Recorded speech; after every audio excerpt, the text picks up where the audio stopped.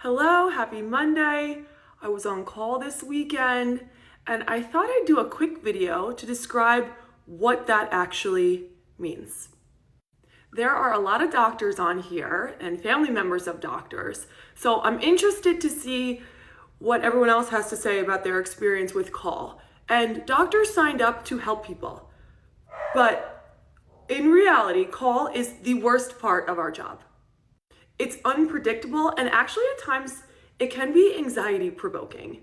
You can't plan to do anything when you're on call. You can't plan a dinner, you can't plan to go attend a party because you never know when you're gonna get called in.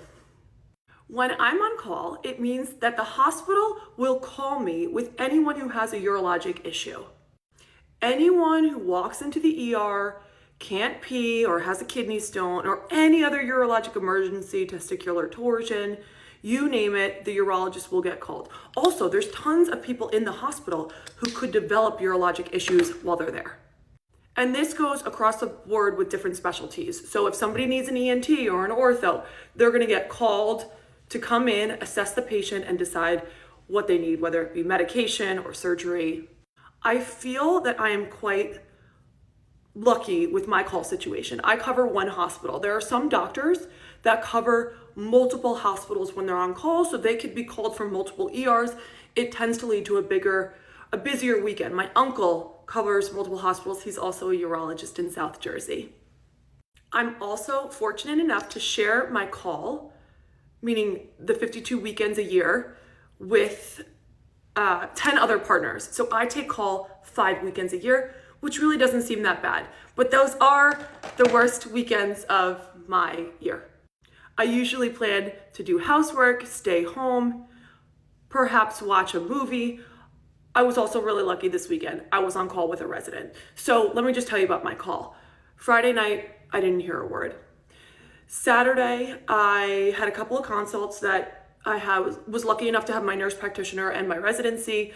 And then I went in on Sunday to do a quick stent. A patient came in with an infected kidney stone and I needed to place a stent to bypass the obstruction to make sure that we could get all that infected urine out behind the stone. That's a medical emergency that needs to go to the OR the same day. Urologists, amongst other doctors, may argue that urology call is kind of cushy because there really are only a handful of urologic emergencies. So we just talked about a kidney stone. A testicular torsion is another one. That's when the testicle twists on its own blood supply. So you need to fix that. Penile fracture and what else? There's a couple of other emergencies which bring the urologist in. Obviously, if a patient can't pee and they need a catheter and the emergency room or some of the nurses aren't able to get it, they call the urologist. Again, our job is to help people, and I signed up for this and I love what I do, but I would bet that 90% of doctors would agree that call is the worst part of our job, and if they could find a job where they didn't have to take call, they would take it. My call was super low key this weekend, so I really can't complain, and if it was like this every weekend, I wouldn't have so much anxiety and sort of dread over it, but not all weekends are like this. The disruption of sleep is really the worst part. And for anyone who values and cares about their sleep quality, you would understand even without being a doctor that being woken up multiple times a night, it gets tough. Anyway, I'm super interested to see what some of you others have to say. And yes, I know my call does sound somewhat easy at times. And serious respect for the OBGYNs delivering babies all night, to the cardiac people who are, dealing with heart attacks and ortho fixing bones all the time, because you guys are a hell of a lot more busy than I am. I know it, I own it, but let me hear what you guys think.